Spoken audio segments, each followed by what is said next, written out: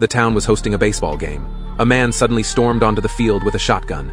The cheerful atmosphere instantly turned tense. The players fled in fear.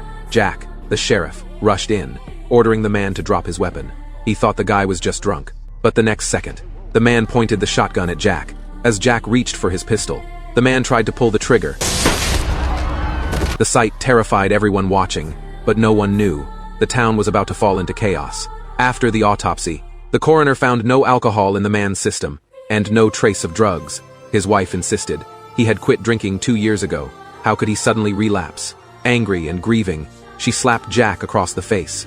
He could only take it in silence. Then something even worse happened. Another man locked his wife and child inside their home, poured gasoline all around, and set the house on fire, burning them alive. By the time Jack arrived, the fire was out of control. The man whistled casually, unbothered by the horror. Even stranger, he looked almost identical to the man Jack had shot. His empty stare felt unnatural, as if something had taken over. Meanwhile, hunters in the woods spotted a parachute tangled in the trees. When they pulled it down, they found the body of a pilot. Jack rushed to the scene, but there was no sign of a crash nearby. Could the wreck have fallen into the river? Following the current, Jack and his men searched downstream. Sure enough, they found a sunken plane, resting on the riverbed. Things were getting stranger by the minute. Such a disaster. Yet no news outlet was reporting it. Jack began to suspect. The madness in town was linked to the crash. The town's drinking water came from that river. He guessed the contamination started there. Looking over the water system blueprints, they discovered the first man Jack killed lived closest to the supply. Jack knew it was bad. For the safety of the townspeople, he shut off the source himself.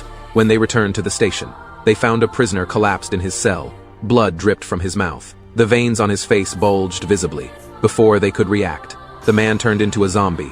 Jack tried calling for backup, but the phones were dead. The computers had no internet. He stepped outside with his cell phone, only to find there was no signal. The once lively town had turned into a ghost city.